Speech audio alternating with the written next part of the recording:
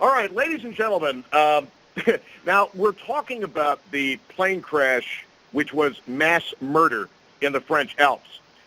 I just want to go back to yesterday, and we did a show on coincidences, Jungian synchronicity, God winks, whatever you want to call it. And I told you about watching one of my favorite TV channels. Sandy Beach turned me on to it. I'd never heard of it until I heard Sandy talking about it. I heard Sandy say he watched American Heroes, looked at my cable guide. I get it. I've been watching that thing like an addict ever since. And Saturday night, they ran a documentary. You remember the movie about the men who stare at goats, about the company, the agency, the CIA, mind control, that kind of stuff? Believe it or not, well, actually, I completely believe this. Turns out that the person upon whom that work was partially, at least, based is a relative. And I want to go to California right now, where Dr. Peter Brusso is waiting on hold. It is a great honor for me to speak with Dr. Brusso. And if you didn't listen to yesterday's show, let me just give you the long and the short of it. I had American Heroes on as background noise while I was getting ready to go out on Saturday night. I heard the name Peter Brusso, and I said, wait a minute, that name is from my family tree. I looked up, I saw the interview, and this guy, in addition to sharing my maternal name, is a dead ringer for my great-grandfather who died in the 20s, named Dr. Frank Brusso. So I reached out to Peter. Turns out he's also a PhD-level guy. He is a martial arts expert. He describes himself as basically an old fat guy, but this old fat guy will incapacitate and kill the toughest Marine in about 2 seconds, if he had to. Actually, less than 2 minutes. He can disarm people like that. And what really blew me away, in addition to the name, in addition to the resemblance to my great-grandfather, and it turns out that we have a nexus in the state of Illinois, so we have a common family tree. We are absolutely related. What blew me away is when I heard Dr. Brusso say an expression I've used on the air a zillion times, and I use in my private life with my friends: never underestimate your enemy. This guy says that while I'm watching. I was blown away, and I want to bring aboard a guy with a more eclectic resume than I have ever seen in my life. Dr. Peter Brusso from California. Peter, good to talk to you. Good to talk to you, Tom. How are you today?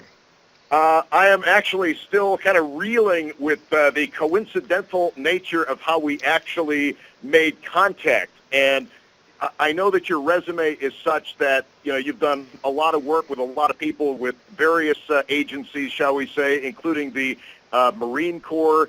And I know that basically you have an extraordinarily high IQ and a lot of qualifications for a lot of different things. And I don't know how long you've been listening today about this plane crash in the French Alps. Well, I listened yesterday to you, and it's really odd to me. We use a lot of the same sayings. It's bizarre. You talk like I do. I couldn't believe it.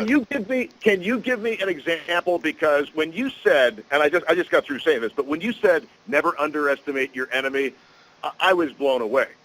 I don't remember any of the ones yesterday. I was just flabbergasted at we have the same talking mannerisms, and I think that has to have happened somewhere along the family tree. I can't wait to figure out where our nexus is, because without boring everybody else listening, my great-great-great-grandparents moved from Montreal to Illinois, a place called Kankakee/Bourbonnais. And that would be the most likely point of similarity between the gentleman on the phone and myself. And again, the gentleman on the phone, a dead ringer to my great-grandfather. It's just bizarre. You know what? I've been trying to get through your resume. Frankly, it's too extensive. You know too much about too much. Your IQ has got to be off the charts.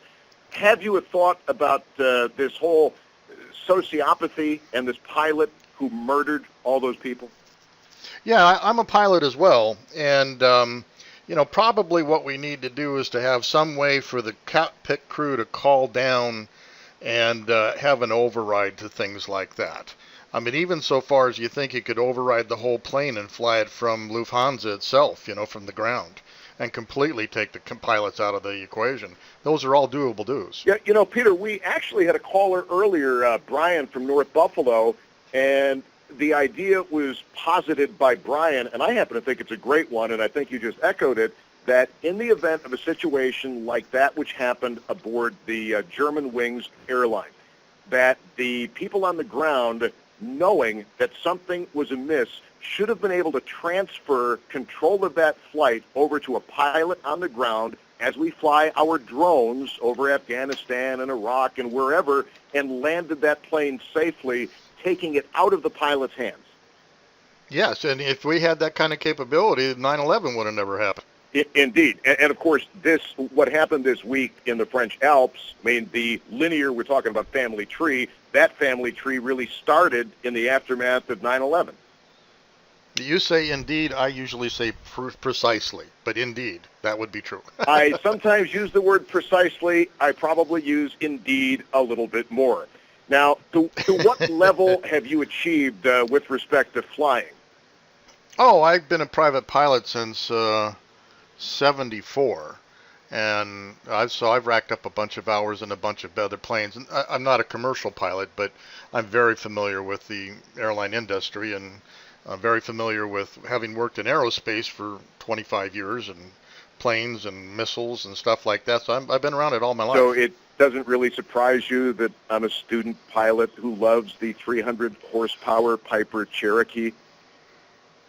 That's a bit strange, but Lufthansa surprise you at all, does it? Because it doesn't surprise me. No, he had 1/10 the flying hours of the captain. That's one. What was he doing in there like that? But Lufthansa has a particular problem. They don't have a lot of private pilots to pull from the German population, so they do it another way. They train their own people and stick them in the cockpit like that and hope for the best. And usually, I'm German, half German anyway. I think you might be part German Correct. too. I don't know. I think that's true. I think we came from the Alsace-Lorraine provinces, by the way, between France and Germany. That's another story. So, but they're pretty switched on. If you ever want to fly something safe, fly with a German, typically. But in this case, I think it shows, and we've been capable. The planes have been able to land themselves since routinely the early 90s. Okay, hands free all the way to the ground through fog and anything else. But that's what the pilots initiating that autopilot capability. What we probably, like I say, I think we all need is maybe even a flight center of emergency pilots who sit there waiting for the god-awful to happen and hope it never does, to take over via satellite or otherwise aircraft and bring them down safely. And, I've heard some of the aviation experts in this country, Peter, say that, well, as long as we have somebody else on the flight deck, this could not happen in America. To which I say baloney, because if you're in the flight deck and I'm there, I'm sorry, I've had some Krav Maga. You will kill me. All right, you're going to kill me, and then you're going to crash the plane. Right. Yeah, and basically it's just one more level of a pilot having to take over. Initially yesterday I listened to your show and I thought, the only other possibility other than the pilot, what you were saying, pilot error, right? In this case, it was pilot takeover issues. The only other thing would have been an absolutely massively catastrophic failure, because the whole systems are fly-by-wire now. You can't even get in there. If that computer fails, it takes a minute to reboot the thing. Can you imagine, and again, your resume is so comprehensive and your IQ is so vast, and I am, frankly, somewhat humbled in your midst, and I don't say that a hell of a lot, but tell me what you know about sociopathy and why this Andreas Lubitz fits the bill. Well, I think you said it too earlier. You know why vampires are so scary? Because they look like humans. And you can't tell the difference. Most monsters, when we were kids, when you see it, it's a monster, you get frightened, but you can't when it comes to a vampire. You can't tell a vampire from a good person. And I think that there's a lot to be said. If he was intelligent, which clearly he was, and if he wanted to do this, he's clearly bright enough to act normal. And at the very end, he didn't act normal. That should have been a cue. But then again, people have bad days, so it's we can't probably figure that out, or can we screen for it? But from an engineering standpoint, like I am, we can engineer around that by taking that plane back over. And unless it's a catastrophic bomb, those people might still be alive today if we had that capability. Well, this is a real tragic and angering wrinkle to what already was just a story of heartbreak beyond imagination.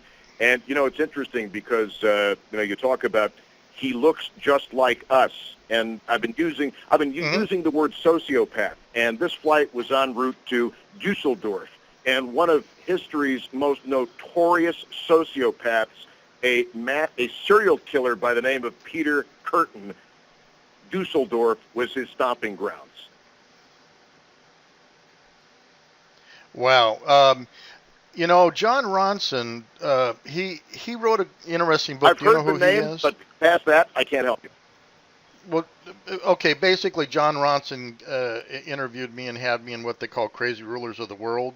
I was in episode 1 out of the 3 episodes, and that started, he was looking into the goats staring and all that stuff, and then he wrote the Men Who Stare at Goats book, etc. But the next book he wrote was The Psychopathic Test in 2011.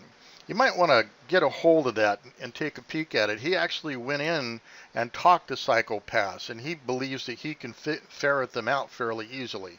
I think anyway. I haven't read the whole book, so but it's interesting that he essentially exposed the Men Who Stare at Goats, and most of it he got wrong, but some of it he got right. And the movie, of course, got some wrong, but most of it's right. And yes, George Clooney does play me mostly in that movie.